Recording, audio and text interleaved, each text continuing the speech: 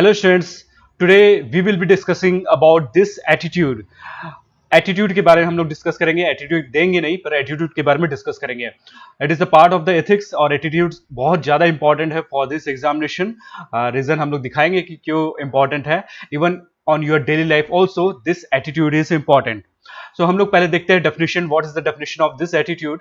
So definition of the attitude is the feeling and the beliefs that determine the behavior of the person, है ना.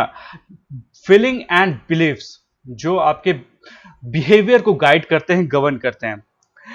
We can also call this attitude as the learn tendency, है ना. We have learn this tendency so that we can evaluate the things in a certain way. ठीक है ना. तो हम लोग कुछ एक्वायर करते हैं इन्वायरमेंट से सो दैट हम लोग एक सर्टेन वे में हम लोग काम कर सके, हमारा बिहेवियर को गवर्न कर सके. So it provides a framework for the responding in a particular fashion, isn't it? So we can also say the attitude is an expression of favor or disfavor towards a particular person, or it can be a place also, it can be thing also, and it can be event also. So this attitude is always attached to a object. एक object से हमेशा से attach रहता है ना. चाहे वो place हो या कोई पर्सन भी हो सकता है. Object should be there. So psychological tendency that is expressed by evaluating the particular object with some degree of favor and disfavor, I had told you, and the attitude may be positive and negative, है ना. वैसे क्या value भी positive और negative हो सकते हैं, हम लोग देखेंगे. और वेदर वैल्यू गवर्न कर रहा है एटीट्यूड को और एटीट्यूड गवर्न करता है वैल्यू सिस्टम को. यहां पे एक एलपोर्ट का एक डेफिनेशन भी है. द मोस्ट डिस्टिंक्टिव और indispensable concept in contemporary social psychology is this attitude only. ठीक है ना. सो इट टेल्स यू कि ये जो ऑब्जेक्ट है इसके लिए मेरा बिहेवियर किस तरीके का होना चाहिए और whether I should be positive और निगेटिव फॉर दिस थिंग. ठीक है ना. So here the positive attitudes, if you are having positive attitude towards a particular object, so it can yield to the favorable behavior which will be helpful for the society. Or it can also be the negative attitude also, where it is the unfavorable behavior which a society can expect from you, isn't it? So it is also a favor and disfavor in the favor of the society, we can say, है ना. Society के पर्सपेक्ट में भी हम लोग बोल सकते हैं. And this attitude also we can say why attitude we hold. इसका रीजन है कि हम लोगों को प्रोसेसिंग, माइंड के प्रोसेसिंग करना इजी होता है. If you already you are having certain definition, then if that definition is you are having that this is good for me and this is bad for me, then it is easy for you to save your energy so as to process less information, है ना. आपके mind का less information को process करने के लिए important होता है. That's why we can also say this attitude as the readiness of your psyche to act और react in a certain way, है ना. एक्ट और रिएक्ट इन अ सर्टेन वे, ये चीज के लिए आपको पहले से एक डिस्पोजिशन दे देता है, एक प्री डिस्पोजिशन दे देता है, वी कैन से. इसमें जंग करके जो है इनका डेफिनेशन बहुत ज्यादा इंपॉर्टेंट होता है और इसने काफी कुछ इसमें रिसर्च किया था जंग ने, और बहुत टाइप के डेफिनेशन को इन्होंने एड्रेस किया और उसको डेफिनेशन दिया. like some of the attitudes can be conscious in nature and some of the attitudes can be unconscious also in the nature. मतलब आपको कुछ एटीट्यूड के बारे में आपके बारे में पता रहता है थ्रू वेरियस फीडबैक्स एंड कुछ एटीट्यूड्स के बारे में आपको नहीं पता रहता. ठीक है ना. कार्ड्स ने बोला था कि attitudes determine the functions they serve for us. देखो क्या है कि अगर कोई एटीट्यूड से आपको एक पॉजिटिव एक्सपीरियंस हुआ है, then that attitude has served you better, isn't it? So people hold this attitude so as to achieve the basic goals which are cherished by that person, है ना. So basic goals हमारे जो भी life के हैं, अगर वो fulfil होते हैं from that attitude, then we are holding that kind of attitude, isn't it? Influence of the attitude on behavior. देखो क्या है, जितना भी ethics बोला जाए या moral बोला जाए और it can be values also, सबसे जो नियर बाई है बिहेवियर के, that is attitude, है ना. मतलब अगर आपको बोला जाए कि किसी का बिहेवियर प्रिडिक्ट करना है and you have given the options, you are having the ethics of that person, you are having the value system of that person, and if you are having the moral values of that person, then this attitude is most near to this thing. ठीक है ना. Even जंग has divided this attitude into the rational attitude and irrational attitude. ठीक है ना. कुछ attitude हमारे होते हैं रैशनल, कि एकदम कुछ सोच समझ के हम बिहेव करते हैं, and we are having that behaviour because we are having certain kind of rational thoughts and the conscious thought behind it, cognitive belief we are having certain things. So that's why we are having rational attitudes. By certain kind of processings are involved, but some of the attitudes which are there are irrational in the behavior, on which the senses, the intuitions are involved. And we also say the gut feeling, है ना. We are having a certain gut feeling regarding a particular object or a person. So that's why this irrational attitude is having a psychological function which also minimizes the function, है ना. इसका इसी के कारण से क्या होता है, आपका एक इंप्रेशन माइंड में रहता है कि नहीं, इस चीज के लिए मुझे नहीं जाना है या इस चीज के लिए मुझे जाना है. ठीक है ना. It can be said as the elusive concept because it is very hard to define. Which one? This irrational attitude, है ना. ऐसे हम लोग बोलते हैं कि ये काफी मुश्किल होता है इसको, because it's like a extra logical insight for you. ठीक है ना. According to Jung, there are 4 components mainly involved for your formation of attitude. One is thinking, second one is the feeling you are having, then intuition which you are having, and the sensation which you are having. These combinedly are forming your attitudes. वैसे हम लोग देखेंगे कि और क्या क्या चीजें main component है एटीट्यूड्स के later on, but according to Jung these 4 things were there. Allport has defined attitude as the tendency or predisposition to behave in a certain ways in the social situations. And given a situation of the society, किस तरीके से आप behave करते हो, है ना. That is the important perspective according to Allport. So 3 basic components of this attitude is the cognitive, affective and behavioral. As there are 3 dimensions, जैसे इसमें 3 dimension है, that's why we are calling it multi dimensional. और इसका combination के कारण से ये complex बन जाता है. That's why we are calling it complex multi dimensional construct. Construct का मीनिंग क्या होता है? It is the theoretical concept, मतलब ठीक है ना. Multi dimensional, multiple dimension involve है इसमें. और इसमें इंपॉर्टेंट जो हम लोग वन बाय वन देखते हैं, which one is the cognitive component, कैसे काम करता है. The belief, thoughts and attributes we associate with an object, है ना. अगर हम लोग कोई बॉटल रखते हैं तो उसके रिलेटेड हम लोग को क्या समझ आता है? वी हैव द बिलीफ कि अगर बॉटल रहेगा तो हम लोग पानी का स्टोरेज रख सकते हैं. Then thought behind this bottle that you can carry easily that kind of bottles, and the attributes, what kind of properties which are involved in the bottles, है ना. इसलिए क्या है, ये cognitive component होता है. अब अगर आपको बॉटल ले जाना है कि नहीं ले जाना है, इसके लिए क्या है, आपके पास एक एटीट्यूड डेवलप हुआ, isn't it? When you form your opinion or judgment on the basis of the available information, so it only depends what are the information which are available with you and the readily available with you, है ना. दोनों चीज matter करता है, available भी है और readily available है, दोनों चीज मैटर करता है for this cognitive component. So it means it belongs to the person's thought, है ना. जो भी बिलीफ और थॉट जो है, इसके हिसाब से कॉग्निटिव कंपोनेंट बनता है. इसमें कहीं ना कहीं प्रोसेस इन्वॉल्व होता है, जिसमें किसी तरीके से नॉलेज को एक्वायर किया जाता है और इसके कारण से आप रीजन देते हो, और जो भी आपका प्री कंसेप्शन होता है इसके पीछे भी आप रीजन देते हो. कॉग्निटिव कंपोनेंट में रीजन करेक्ट हो सकता है, इनकरेक्ट हो सकता है, दोनों चीजें हो सकती है. Second one, the most important component is the affective component. Here the emotional part of the feelings are involved here, particular to the object or person और किसी place से related, है ना. आपका इमोशनल कंपोनेंट क्या है? आप पेरिस घूमना चाहते हो, आपको बहुत ज्यादा बचपन से शौक था कि पेरिस में एफिल टावर में जाए, है ना. That is emotional component is involve. Then इसमें एक और चीज होता है कि इसमें कुछ कंपोनेंट कॉमन होते हैं जो कि सोसाइटी आपको ये डालता है, कि जैसे कि आप फादर मदर के लिए आपको एक अच्छा रिस्पेक्ट होना चाहिए, है ना, एक प्यार होना चाहिए. कुछ तो आपको ऑटोमेटिकली हो जाता है क्योंकि आप साथ में रहते हैं. At the same time society भी आपको बताता है, आपको school as a institution also influences this kind of attitude for you. So all kinds of decision making के लिए this affect component is the most common component, और ये हर के साथ होता है. कहीं ना कहीं इमोशनल टच रहता है, तभी you are going for that thing. Because like it might happen कि आपके पास मल्टीपल गोल्स आर देयर, पर जिस गोल में आपको एक अफेक्टिव कंपोनेंट आता है कि I should be going for this, है ना, तो इसलिए affective component plays an important role for your attitude formation. ठीक है ना.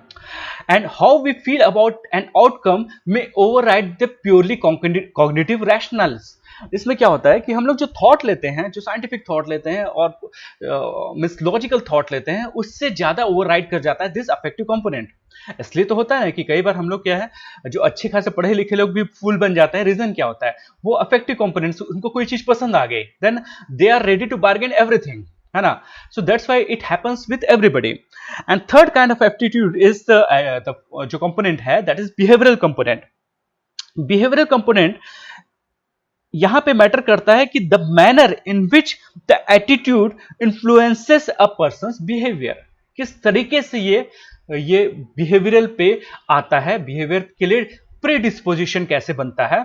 सो predisposition to behave in a certain manner may be caused by affective and cognitive component. इसलिए क्या है, बिहेवियरल टर्म्स मतलब अल्टीमेटली जो बिहेवियर में आ रहा है, आपके पास जो एटीट्यूड होल्ड हो सकता है, बट बिहेवियर में वैसा चीजें नहीं हो सकते। Like you are having positive attitude for your religion, but it doesn't mean कि आप हर रोज आप टेंपल पे जाओगे।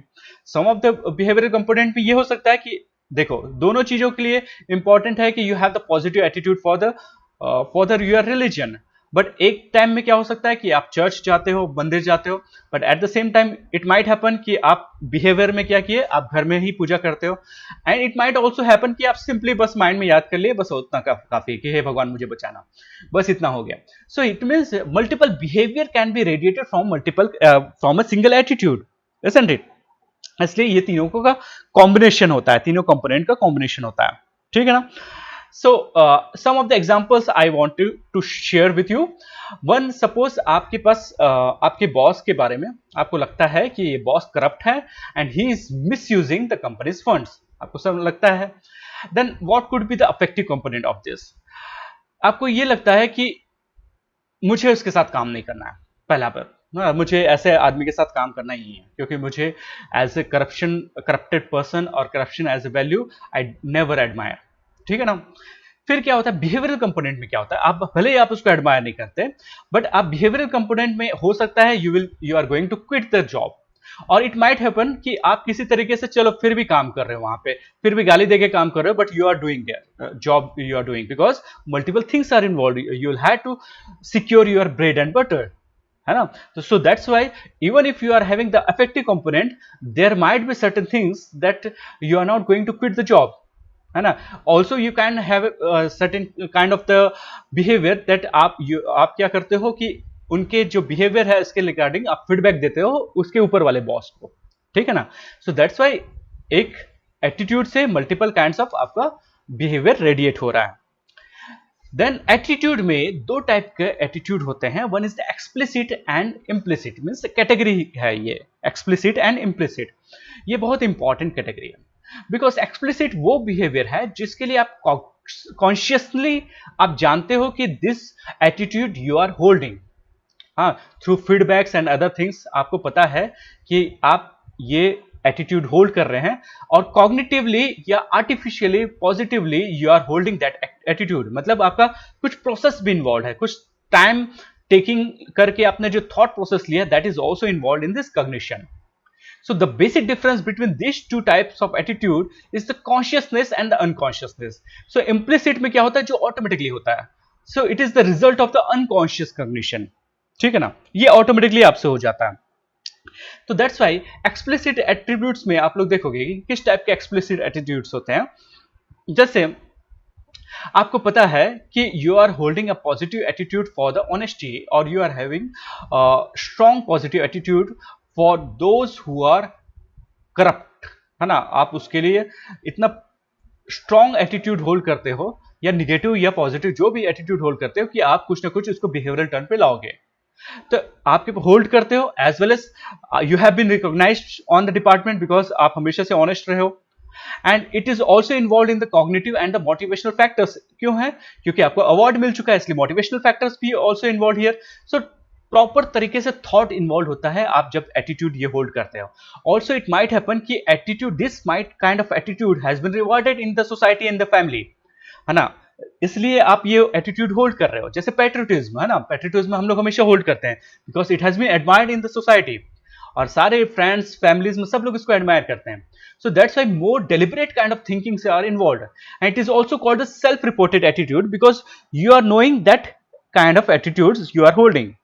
और ये इसलिए और ज्यादा कॉम्प्लेक्स हो जाता है, ठीक है ना, बिकॉज आप कई बार वो टाइप के एटीट्यूड को आर्टिफिशियली छुपाने की भी कोशिश करते हो।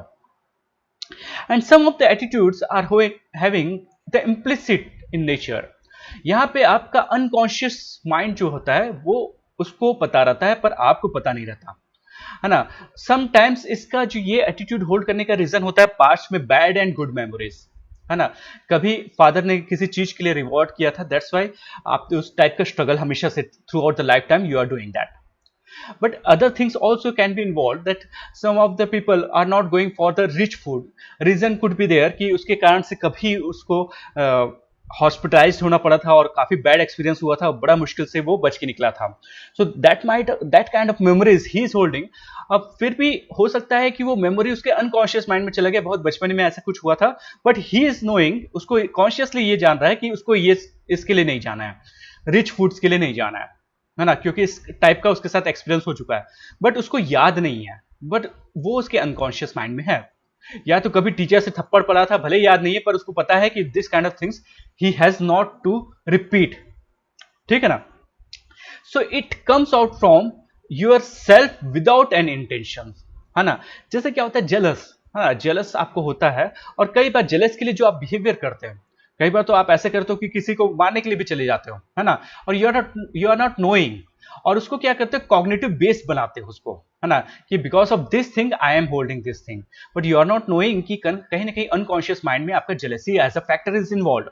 सो here the cognitive process are not involved. अगर cognitive process would have involved, then definitely this attitude wouldn't have been there in the behavior terms. क्योंकि अगर आपको पता है आपको jealous है तो आप जानबूझ के शो नहीं करोगे, है ना, भले आप jealous ही है। So that's why implicit attitudes are more accessible, and ये बार बार इरप्ट तब हो जाता है जब contextual factors आ जाते हैं। What happens कि जैसे क्या होता है कि suppose you have lost certain person in your life, so आपको क्या होता है जब भी वो कंटेक्स्ट याद आता है जिसमें आपके उसके साथ जो बिहेवियर हुआ होगा, जब भी अच्छा चीज हुआ होगा, वो चीजें आपको याद आते हैं, तो इमीडिएटली आपका रिस्पॉन्स वैसा होता है ना। जैसे क्या होता है, suppose you are having a good time with your father, है ना, और फादर इज नॉट प्रेजेंट। अब क्या करोगे कि जैसे कोई चीजें, अगर आप कभी मार्केट में गए थे, आप हमेशा से वहां पे एक आइसक्रीम खाते थे फादर के साथ जब भी होते थे। So what happens whenever you are seeing that ice cream parlour, you are choosing purposefully और नॉन पर्पसफुली, कि आपको उसी चीज को आप चूज करते हो, आपको पता नहीं है पर आपको वो अलग फीलिंग देता है ना, and you are not knowing why you are going to that ice cream parlour only, जो कि 5 किलोमीटर दूर है, ठीक है ना। So that's why it is easily accessible, और ये आपके कॉन्शियस माइंड में होता है, और ये कंटेक्चुअल मतलब कंटेक्स्ट से रिलेटेड होता है, तो आप ऑटोमेटिकली वैसे टाइप का बिहेवियर रेडिएट करते हैं। अब सारे टाइप के आइसक्रीम पार्लर में आपको शायद हो सकता है उसी टाइप का बिहेवियर रेडिएट हो, कि you are having a good experience in the ice cream parlour, क्योंकि वो आपको रिमाइंड कराता है with that kind of things, ठीक है ना।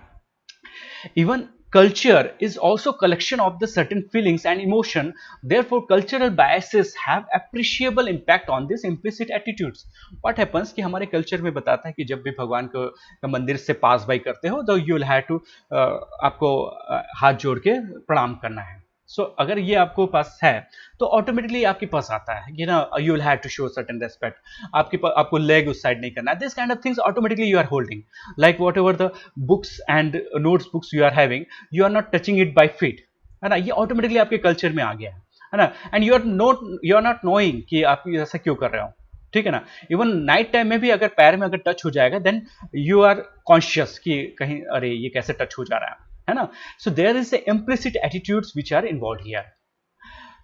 So some of the formation of the attitudes, कैसे एटीट्यूड का फॉर्मेशन होता है, ये बहुत इंपॉर्टेंट होता है, and also it is the important factor on the structure of the attitude also.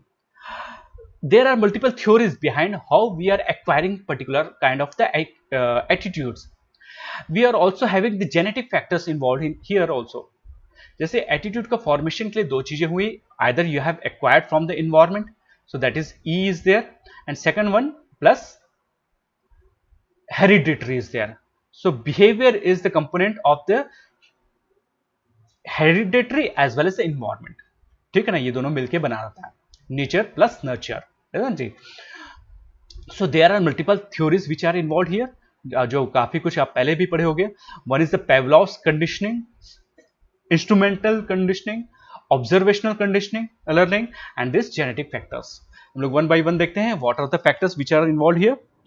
So first one is the classical and Pavlovian conditioning. इसमें क्या है कि behaviour modification is being done by this conditioning. Attitude का formation भी इस conditioning से होता है।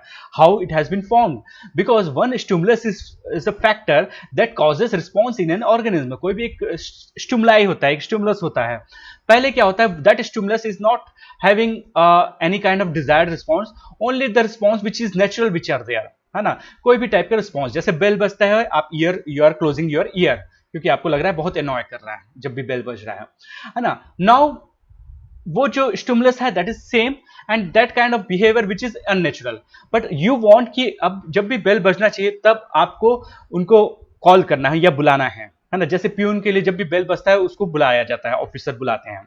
इट मीन्स उनके लिए क्या कंडीशनिंग हो गया कि जब भी बेल बजेगा उसको ही has to come.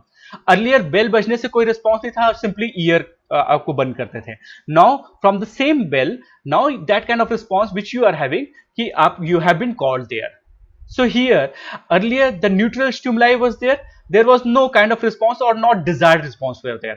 Now, if you want कि he should come whenever there should be bell, तो क्या होगा, neutral stimulus के साथ unconditional stimulus को डाल दिया जाता है and desired response निकाला जाता है। देखो बेल बजने से कभी भी कोई क्या सोचेगा कि किसी को बुलाया जा रहा है ना। सो जैसे अब वही फोन का बेल बजता है तो यू आर नोइंग कि somebody is calling you। But वही अगर नॉर्मल कोई बेल बजता है बाहर का, मंदिर का घंटा वगैरह बज रहा है, तो क्या आपको ये लगता है कि कोई बुला रहा है। बट अगर हर टाइम बोला जाए कि जब भी ये मंदिर का घंटा बजेगा you will have to come, और अगर मैं बोलूं कि whenever you will come I will give you 10 rupees, तो आपका वो रिस्पॉन्स तो और ज्यादा बढ़ जाएगा। तो बेल बजने से पहले रिस्पॉन्स नहीं होता, यू आर सिंपली इग्नोरिंग और closing your ears. Now from the same bell it is condition कि you will be getting rewarded, है ना। सो यहां पे देख रहे हो, now this bell has been associated with your positive response, the response which we had thought of कि आपको आना चाहिए हर समय, ठीक है ना। now from the neutral stimulus there is a desired response, ठीक है ना। तो यहां पे पेवलोव के डॉग में क्या हुआ था, पेवलोव के डॉग के जो सबसे क्लासिकल एग्जांपल है, पेवलोव के डॉग में क्या हुआ था कि डॉग था, डॉग को खाने के लिए बुलाया जाता था। फिर क्या हुआ था, जब भी खाने के लिए बुलाया है उसके साथ घंटी बजा दिया जाता था, है ना। सो अब क्या हो रहा है कि जब भी घंटी बजाया जा रहा है दैट डॉग इज सेलिब्रेटिंग, है ना, उसका सलाइवा निकल रहा है। इट मीन्स क्या हो रहा है कि जब भी बेल बजता है उसको लगता है कि खाना मिलने वाला है। अर्लियर बेल बजने से उसका कोई रिस्पॉन्स नहीं था, बट अब न्यूट्रल स्टिमुलाई के साथ डिजायर्ड रिस्पॉन्स आ गया, उसका सलाइवा निकल रहा है। It means you can condition a response by giving a particular kind of positive response to them, और किसी टाइप का उसको एक reinforcement दे देने से एक कंडीशनिंग किया जा सकता है, और ये ऑटोमेटिकली हो जाता है लेटर ऑन, ठीक है ना। So here conditioning is involve where two kinds of stimuli is being paired, ठीक है ना। So it has been a very much important role in having emotional components of the attitudes and prejudice. क्या होता है, जैसे पहले कोई गाना सुनते थे, है ना, देयर इज नो रिस्पॉन्स, ठीक है, गाना चल रहा है, पर अब उस गाने के साथ if you are having certain kind of memories, है ना, if you are with that song, if you are having certain kind of positive memories like your father's, your boyfriend, girlfriends, you are having that kind of memory, so whenever you are listening to that song you are having that kind of emotional components also, isn't it? You are crying or you are memorizing that and you are feeling good, that kind of things can be attached to that song, so that is also one kind of conditioning. Another kind of conditioning is there, instrumental conditioning. इसमें क्या होता है, जो भी behavior which has been followed up by the positive outcomes has been strengthened, ठीक है ना। इसको इंस्ट्रूमेंटल बोला जा रहा है कि जब भी कोई बिहेवियर के साथ आपको कोई रिवार्ड मिला है और उसको आपका अप्रिशिएशन मिला है, then that behaviour will be stronger one. जैसे कोई स्टीलिंग करने से, कोई घर से, किसी घर से कोई चीज को चुरा के ले आया और उसके फादर अगर अप्रिशिएट करते हैं, then always he will keep on stealing. At the same time what happens, just by stealing that thing, if you have got a slap, है ना, एक जोर से स्मैश मिला आपके गाल पे, तो क्या होगा, नेक्स्ट टाइम वो आप बिहेवियर कभी नहीं करोगे। So the behaviour which has been given the positive outcomes will be strengthened, and at the same time if negative outcomes are there, then that will be suppressed. ठीक है ना? So it depends also कि degree to which attitudes are verbally or non-verbally reinforced. अगर मैंने बोला अच्छा चलो ठीक है, अच्छा काम किया, और इफ मैंने उसके लिए साइकिल खरीद के दे दिया, तो अगर मैंने इसको बहुत अच्छे से रिस्पॉन्स किया, then that will be more stronger, that attitude will be more stronger. और मैंने नॉर्मल रिस्पॉन्स किया, देन ओके, उनका भी जो बिहेवियर है that will be this like okay only. ठीक है ना? So it is also important for acquiring and maintenance of the attitudes. ये एग्जाम्पल से जैसे क्या होता है, I have told you one of the examples कि some of the behavior you are doing regardless of whatever the cognitive components are involved, behavior में ऐसा चीज होता है जिसमें affective component आता है, और affective component can be from the genes also, है ना? जैसे अगर कुछ किसी टाइप के फूड वो सबको पसंद आता है, हेरिडिटरी इन नेचर होता है ना? आप देखोगे कि महाराष्ट्र में खट्टे टाइप का जो होता है वो ज्यादा चलता है, गुजरात में देखोगे मीठे टाइप का जो फूड है वो ज्यादा चलता है, और they are having positive attitude for that kind of things. So यहाँ पे genetic factors are also involve. Some of the attitudes are found because of the observational learning. Observation से हम लोग, लाइक चिल्ड्रन जो होते हैं हमेशा से अपने फादर एंड पेरेंट्स को ऑब्जर्व करते रहते हैं, और उसी टाइप का इनका एटीट्यूड भी बन जाता है. ठीक है ना? सो ऑब्जर्वेशनल लर्निंग काफी अच्छे से बेबीज का या किड्स का ये इंपॉर्टेंट सोर्स होता है एटीट्यूड फॉर्मेशन का. And the attitude which is involving the gut level of the preferences for certain kind of foods may be more strongly influenced by the genetic factors. ठीक है ना? तो यहां पे आपको समझ आ गया. But some of the attitudes are not from the genetic factors, you are consciously doing. जैसे क्या है, इन्वायरमेंट को सेव करना है.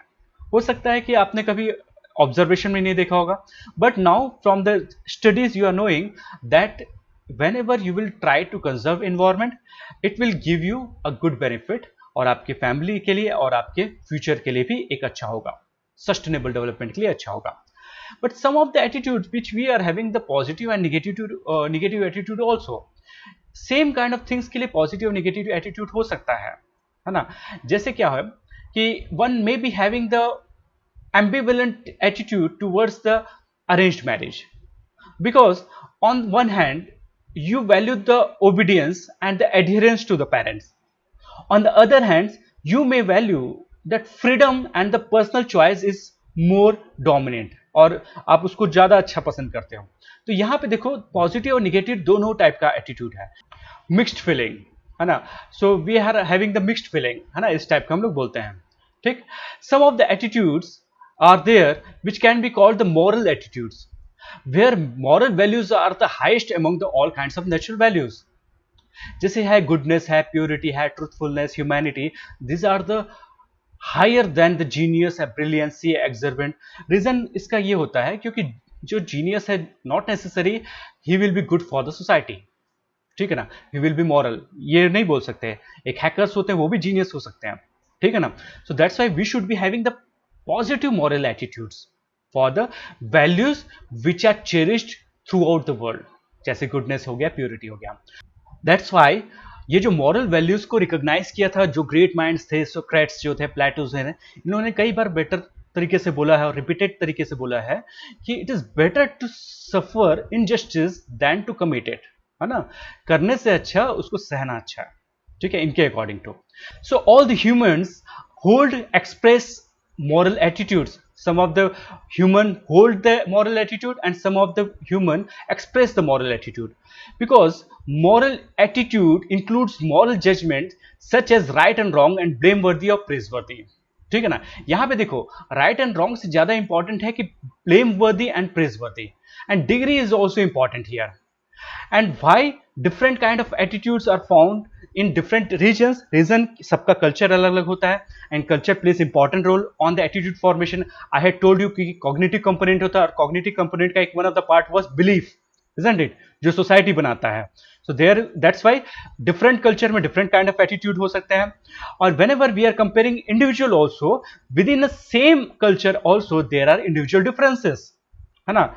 और also अगर हम लोग देखेंगे कि same kind of attitude a person is having, but he is expressing that kind of attitude in terms of different behaviour depending upon the situation. अलग अलग सर्कमस्टांसेस में अलग अलग टाइप का हम लोग बिहेवियर एक्सप्रेस करते हैं, ठीक है ना। So moral attitudes is important for the peaceful and the survival of the society. अगर शेयर्ड वैल्यूज होंगे, शेयर्ड एटीट्यूड होंगे, so it will be easy for you कि आप हार्मनी में रह सकते हैं सोसाइटी के साथ। Otherwise there is a threat to your life, ठीक है ना। So in the next class we will start with functions of the attitude. What are the functions which attitude plays in your life, what is the utility of the attitude, which and why we are holding this kind of attitude, whether any kind of attitude is holding any kind of positive functions with you। तो हम लोग इसके बारे में देखेंगे, ठीक है। Thank you.